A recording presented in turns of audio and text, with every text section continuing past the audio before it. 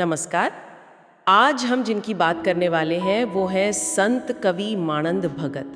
हमारे पास संत कवि मानंद भगत जीवन और रचनाओं से कुछ जानकारी है, कुछ अंश हैं। जी हाँ, और इन अंशों के जरिए हम कोशिश करेंगे कि मानंद भगत की शख्सियत कैसी थी, उनका आध्यात्मिक सफर कैसा रहा और उनकी विरासत क्या है, इसकी एक झलक मिल सके।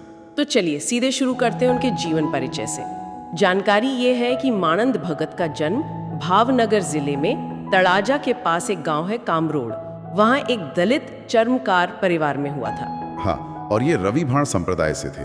ये संप्रदाय गुजरात में काफी जाना माना है निर्गुण भक्ति के लिए। इनके गुरु थे बालक साहेब। उनका जन्म 1802 ईस्वी के आसपास का बताया जाता है। अच्छा। और ये गुरु शिष्य परंपरा भी देखिए, बालक साहेब खुद नाथुराम के शिष्य थे और नाथुराम जो थे वो त्रिकम साहेब के। तो एक पूरी कड़ी है।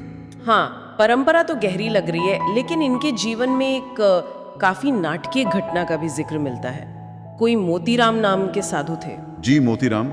उन्होंने मानंद भगत को ब्रह्म साक्षात्कार का, मतलब सीधे ईश्वर का अनुभव कराने का एक तरह से लालच दिया। लालच? हाँ, कह सकते हैं। और जब ये बात उनके असली गुरु बालक साहब को पता चली तो वो कामलोड़ पहुंच गए।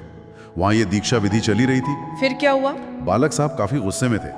उन्होंने अपना गुरु पद वापस लेने के संकेत के तौर पर मानंद भगत के सिर से अपनी दी हुई कामड़ी, मतलब एक तरह का कंबल होता है, वो जोर से खींच ली। अरे बाप रे, इसका असर तो काफी गंभीर हुआ होगा। बहुत गंभीर।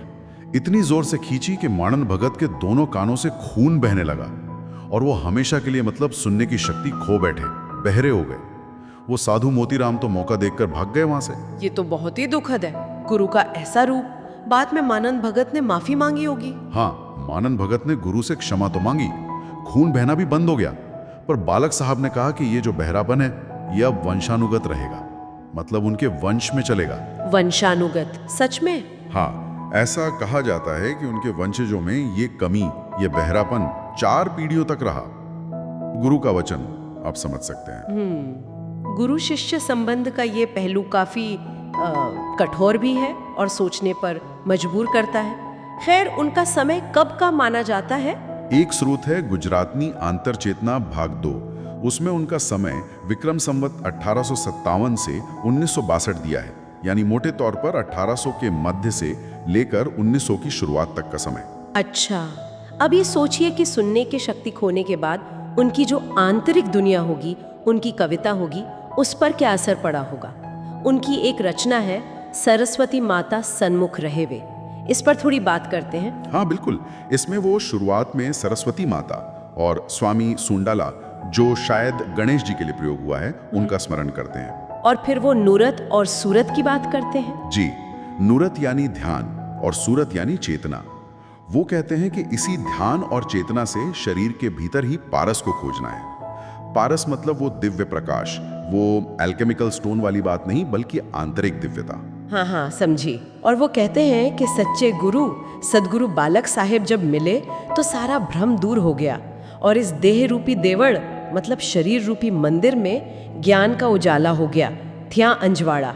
हाँ, थिया अंजवाड़ा यानी उजाला हो गया। मानो अंदर की बत्तियां जल गईं। कविता में आगे और भी गहरे अनुभव हैं, जैसे गगन मंडल में, मतलब आंतरिक आकाश में बाजे बजना। अच्छा, अनाहत नाथ जैसा कुछ। हाँ, कुछ वैसा ही। और रोम रोम में रणकार होना, एक दिव्य कंपन महसूस करना। फिर वो त्रिकुटी महल के ताले खुलने की बात करते हैं। त्रिकुटी मतलब वो भवों के बीच का जो स्थान है, एक महत्वपूर्ण आध्यात्मिक केंद्र। और ताले खुलने से अज्ञान का अंधेरा मिट गया। जी बिल्कुल, अंधेरा मिट गया, ज्ञान का प्रकाश फैल गया।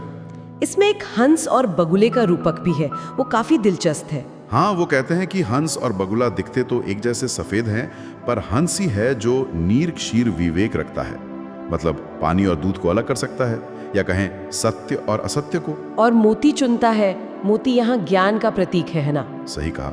ये विवेक ही है जो मायावी संसार में से सत्य ज्ञान को पहचान पाता है। बगुला तो बस मछली के पीछे पड़ा रहता है, पर हंस मोती चुनता है। ये विवेक की, डिसर्नमेंट की महत्ता है। और कविता के आखिर में वो फिर अपने गुरु बाला साहेब से प्रार्थना करते हैं कि वो सन्मुख रहें, सामने रहें, ताकि मन का मैल धुल जाए। हाँ, मन ना मेल मड़े धोआवा।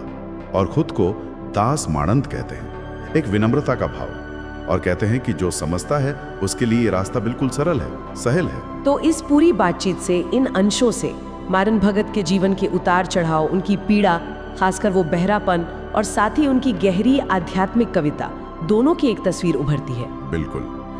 और ये बात बहुत महत्वपूर्ण है कि एक शारीरिक बाधा, इतनी बड़ी बाधा के बावजूद उनकी जो आंतरिक खोज थी, उनकी काव्य अभिव्यक्ति थी, वो कितनी सशक्त रही, रुकी नहीं। हाँ, और गुरु शिष्य संबंध की जटिलता भी दिखती है, वो कठोरता भी, और फिर वो समर्पण और कृपा की प्रार्थना भी।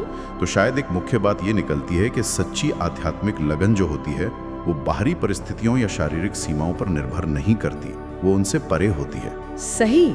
और एक सवाल शायद श्रोताओं के लिए छोड़ा जा सकता है, क्या ऐसा हो सकता है कि बाहरी दुनिया की आवाजें बंद हो जाने से, यानी बहरेपन की वजह से, मानिन भगत की आंतरिक ध्वनियां, उन अनुभवों को सुनने की क्षमता और तेज हो गई हो? ये सोचने वाली बात है। क्या बाहरी मौन आंतरिक मुखरता को बढ़ाता है? इस पर विचार किया जा सकता है।